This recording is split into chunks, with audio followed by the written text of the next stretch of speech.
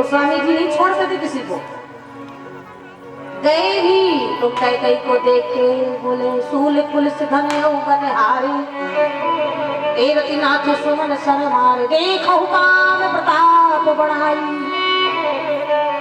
दशरथ जी कह देखो दुनिया, यही होता है दूसरों को उपदेश देना और स्वयं अधर्म में चलना।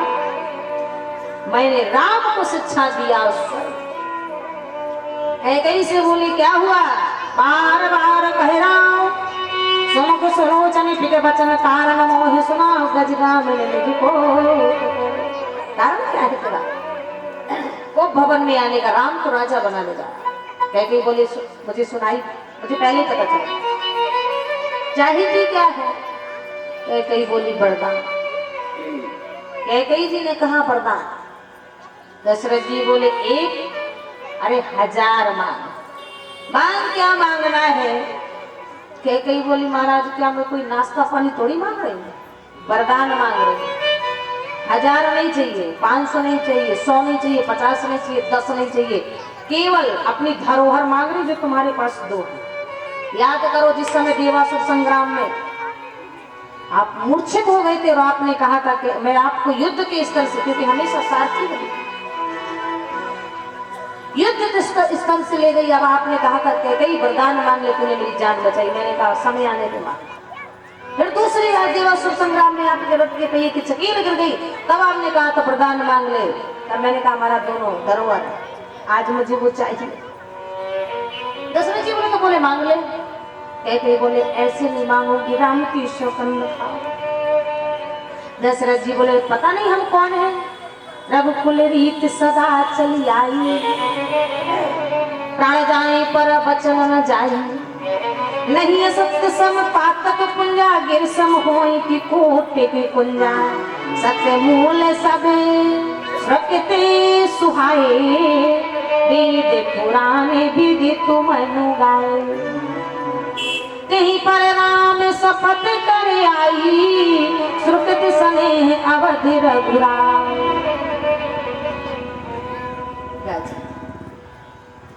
दशरथ जी नीत छोड़ रहे हैं, कैकई प्रीत छोड़ रहे हैं। यही तो कथा, 3 बातें थी ना, नीति प्रीति। दशरथ जी नीत छोड़ गए, कैकई प्रीत छोड़ रहे। जानती हो माता, आज राम जी को वनवास मांगने को खड़ी है। जो कैकई राम से इतना स्नेह करती थी, जो कैकई राम से इतना प्रीत करती थी कि कौशल्या भी नहीं करती थी जितना कैकई करती। जब जब कैकई परमात्मा के सामने खड़ी हो, प्रभु या तो तुम मुझे दोबारा नारी का जन्म नहीं देना, और अगर मुझे दोबारा नारी का जन्म देना तो राम जैसा बेटा देना, भरत जैसा।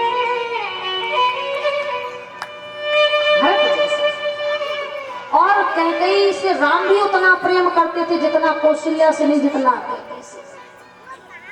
राम को नींद ना आए, कौशल्या लेके राम को पहुंचा करती थी, कैकई ने पकड़ अपने राम को, तेरे बिना सोते ही नहीं।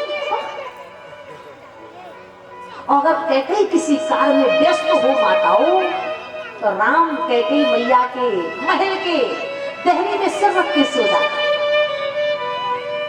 प्रमाण एक बार तो भैया कैकई जी को राम दिखाई नहीं दिए, राम छत में घूम रहे थे। कैकई बेचैन थी, मेरा राम गया कहाँ, मेरा राम गया कहाँ। कैकई आंगन से कहने लगी राम तू कहाँ है। राम छत में से कूद के गोदी में आ गए। कैकई ने सीने से लगा लिया, बोले मोह पर करही स्नेह बिसेखी, मैं कर प्रीत परीक्षा देखी। मैं कर प्रीत, मुझसे राम इतना प्रेम। आखिरकार वही महारानी देवी कैकई ने राम को वनवास क्यों दिया, अपने सीने में पत्थर क्यों लगाया, कोई तो कारण। आखिरकार महाराज दशरथ ने भरत को सूचना क्यों दी, क्यों नहीं दिया, कोई तो कारण होगा। इतना धर्मात्मा दशरथ इतना बड़ा न्याय नहीं कर सकता। दोनों आपको मात्र 10 मिनट में बताती हूँ, फिर आरती हूँ। अगर दशरथ जी ने कैकई और भरत को नहीं बताया, उसका कारण ये था। महाराज दशरथ का विवाह जब कैकई से होने जा रहा था, कौशल्या और सुमित्रा से बेटा नहीं हुए, थोड़ा मतलब थोड़ा से लग थोड़ा से। मैं जानती हूँ कि वायलिन बहुत अच्छा बजता, यहाँ पहली बार शायद वायलिन आया होगा, अच्छा मीठा। पहले विवाह, सबसे पहला विवाह महाराज दशरथ का सुमित्रा से हुआ था, ये आप ध्यान से सुनिए। छोटी रानी का दर्जा सुमित्रा को इसीलिए दिया गया था क्योंकि उम्र में सबसे छोटी थी। आप कहेंगे इसका कारण, आपको बड़ी उलझन में डाला। बोले इसीलिए क्योंकि दशरथ जी की ससुराल आपकी बिलासपुर में है, पहले मध्य प्रदेश में था। बिलासपुर में ही एक कौशल गांव है, शायद रतनपुर तहसील में पड़ता है, रतन गांव रतनपुर तहसील। महाराज दशरथ का विमान उड़ा अयोध्या से, दूल्हा बनके बारात का। रावण तो मरने के बारे में सोच रहा। रावण शंकर भगवान से बोले महाराज हमारी मृत्यु। शंकर भगवान बोले दिमाग काय खराब कर रहा है, इस समय तो महाराज दशरथ दूल्हा बन के जा रहे हैं, और जब कौशल्या से विवाह कर लेंगे कौशल्या का बेटा तुझे मार देगा। रावण बोले दूल्हे का समाप्त कर रहा है। आतंकवादी था वो, ना रहे बांस ना बजेगा। रावण आया, रावण ने जाकर के महाराज दशरथ के विमान में बम फिट कर दिया, बम लगा दिया। और जो ही महाराज उसने लगाया, विमान विस्फोट हो गया। सारे बाराती नीचे लथड़ पकड़ गए, कोई मरे कोई घायल। रास्ते में जब विमान विस्फोट, सारे गीध मांस का गीध गए भोजन करने, गीध भोजन करने गए। गीधराज भी गया। जो ही महाराज गीधराज ने दशरथ जी को चोंच मारी, दशरथ जी कराए, और ये तो जिंदा है। वशिष्ठ भी थे जिंदा। देखा हाथ में कंकन बंधा है, अरे ये तो कोई दूल्हा जान पड़ता है।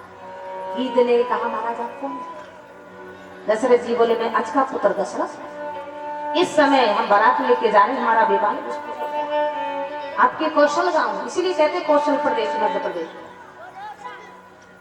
वाह है रे गीध खाने वाला पक्षी, मांस खाने वाला पक्षी गीधराज, आज का मानो नहीं कर सकता जो तुम्हारे इससे मध्य प्रदेश के गीध ले लिया।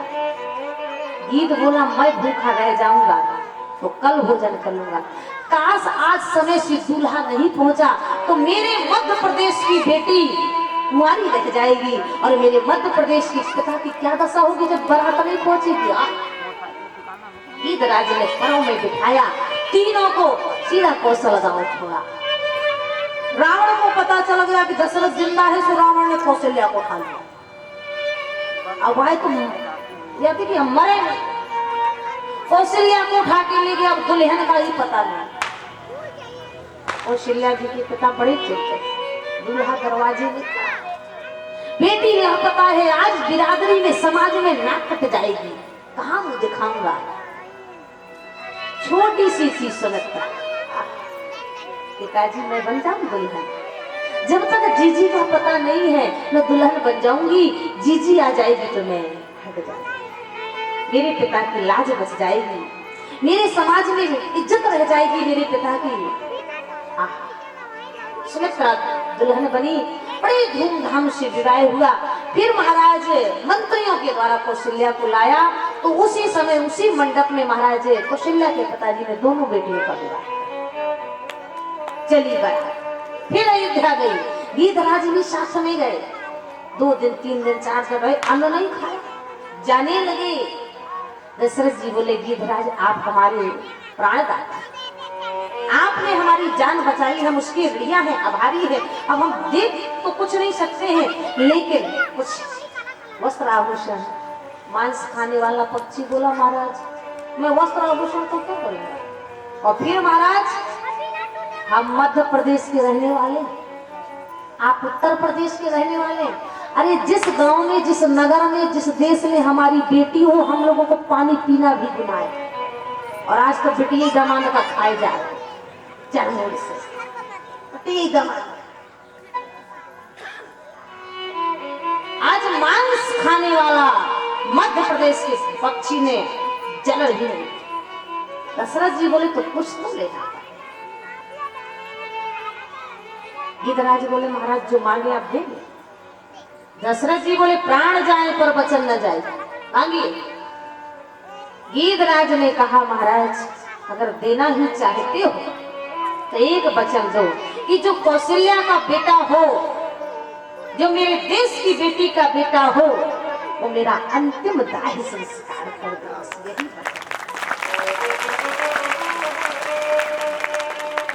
इसीलिए भले ही राम ने महाराज दशरथ का दाह संस्कार ना किया हो, पर मांस खाने वाले पक्षी का दाह संस्कार महाराज दशरथ ने कहा था रघुकुल रीत सदा चली आई, प्राण जाए राम।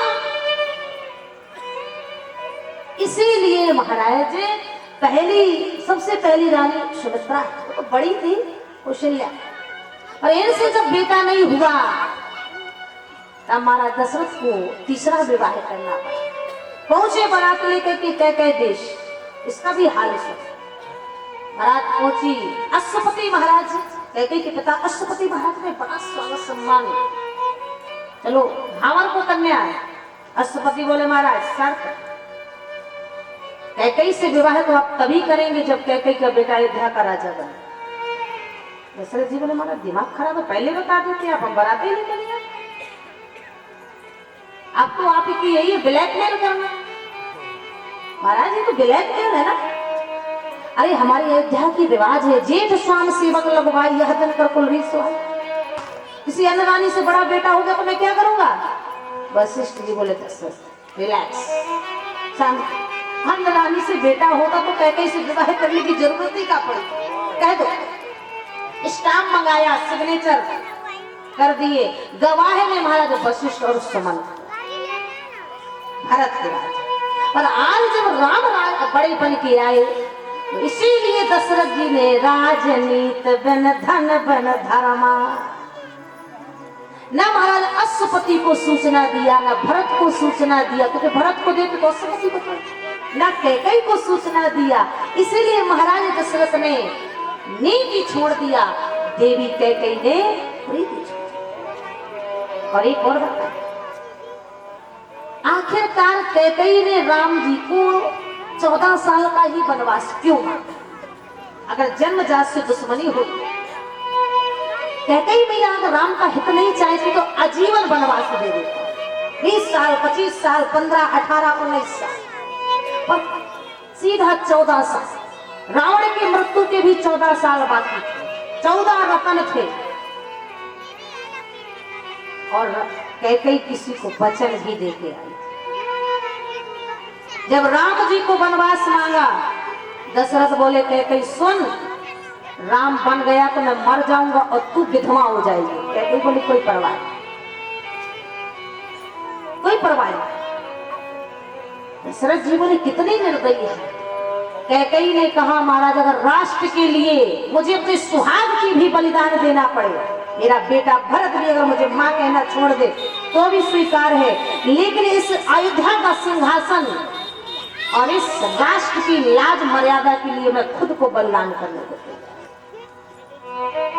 पर जब तक राम अयोध्या नहीं छोड़ेगा तब तक मोर मरण रायुष अज सुन निप समझहि मन माहि, रात हो मुनि वेश धर जौन राम बन जाए। कौन सा कैकेयी बोली महाराज जी याद करें। जिस समय देवासुर संग्राम से महाराज दशरथ और कैकेयी लौट रहे, बड़ी गूढ़ कहानियां, बड़ी गूढ़ कथाएं हैं। आध्यात्मिक रामायण, वाल्मीकि रामायण, आनंद रामायण, उड़िया। महाराज दशरथ और कैकेयी लौट रहे थे, दक्षिण भारत गुजर रहे थे। आगे पंपापुर में आए, दशरथ जी ने देखा बड़ा सुंदर बाग है। बोले कैकेयी घोड़ों की लगाम खोल दे, घोड़े भी थक गए, आराम करते, अब इस अमराई में। ठीक है, घोड़ों की लगाम खोल। दशरथ जी को रथ से नीचे उतारा, अपने जंघा में सिर रख के आंचल से हवा। उसी समय 2 बंदर आए, बोले महाराज आप जहां ठहरे हैं वो पंपापुर, बानरों के राजा बाली का राज्य। और बानरों के राजा बाली का नियम है कि जो बिना आज्ञा के, बिना इजाजत के, बिना पूछे राज्य में, सीमा में, बाग में ठहर जाए तो 3 में से 1 शर्त माननी पड़ती। दशरथ जी बोले क्या? बंदरों ने कहा महाराज पहली शर्त है कि आप युद्ध करें। कैकेयी बोली महाराज थके युद्ध नहीं करें। दूसरी शर्त है कि अगर आप युद्ध नहीं कर सके तो अपनी पत्नी का हाथ बाली को दे दें। कैकेयी बोले महाराज कर पाओगे? दशरथ जी बोले कभी कोई अपनी पत्नी देता है? बंदरों ने कहा महाराज तीसरी शर्त यह है कि अगर आप युद्ध भी नहीं करे हुए, नारी भी नहीं दे, सिर का मुकुट उतार के चरणों में रख दे। दशरथ छत्री थे, खड़े हो गए तमतमा के। कौन ऐसा छत्री होगा जो अपने जीते जीते नारी को किसी को दे दे? कौन ऐसा योद्धा होगा जो सिर का ताज उतार के दे दे? छत्री युद्ध को तैयार। पीछे से महारानी कैकेयी ने हाथ पकड़ लिया, बोले धीरज धरमा मित्र और नारी आपत्ति कार पर रखिए चार। महाराज चार लोगों को मैं आपकी पत्नी ही नहीं मंत्री हूँ, सलाहकार हूँ। महाराज आप युद्ध क्यों? आपकी कोई संतान नहीं है। मैं भी एक छत्राणी हूँ, वीरांगना हूँ। युद्ध के मैदान में जब दो लोग उतरते हैं तो एक की हार और एक की जीत निश्चित नहीं जाना जाता है। मैंने सुना है बाली को वरदान है कि आधा बल पहले खींच ले जाए, नहीं जाना जाता है। महाराज आप युद्ध भूमि में धराशायी हो गए तो कोई वंश चलाने आया, ठप हो जाएगा रघुवंश। दशरथ जी बोले कहना क्या चाहते? कैकेयी ने कहा महाराज ना तो आप मुझे दें, नारी नहीं दे सकते, और ना ही आप युद्ध करें। दशरथ जी बोले तो सिर का मुकुट उतार दो। जब युद्ध शत्रु प्रबल हो तो छल से काम। महाराज अपना मुकुट दे दो। दशरथ जी बोले नहीं, सिर की पगड़ी नहीं दे सकता, ताज नहीं दे सकता मेरे पूर्वजों का। कैकेयी बोली महाराज मैं जानती हूँ इसमें कितनी बेइज्जती और कोई नहीं देख रहा है। देख रहा है तो जिस सूर कुल के हम हैं वो सूर देख रहा है। महाराज आपकी ही आन बान नहीं, मेरी भी आन बान है। मैं भी छत्राणी हूँ, रघुकुल की बधू हूँ, मैं भी वीरांगना हूँ। धन्य है वो भारत की देवी। कैकेयी ने कहा महाराज मुकुट दो।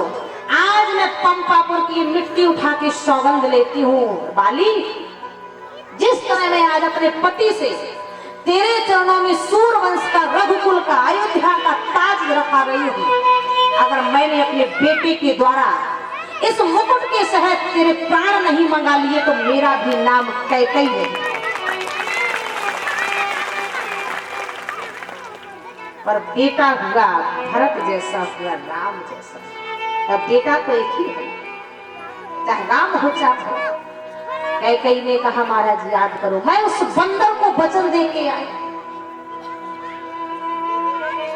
प्रात होत मुनि वेश धर जो न राम बन जाए, मोर मरण राय से जैसे समझे।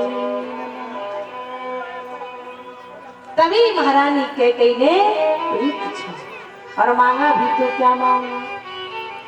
सुनहु प्राणी प्रिय भावत जी का, सुनहु प्राण भावत जी का,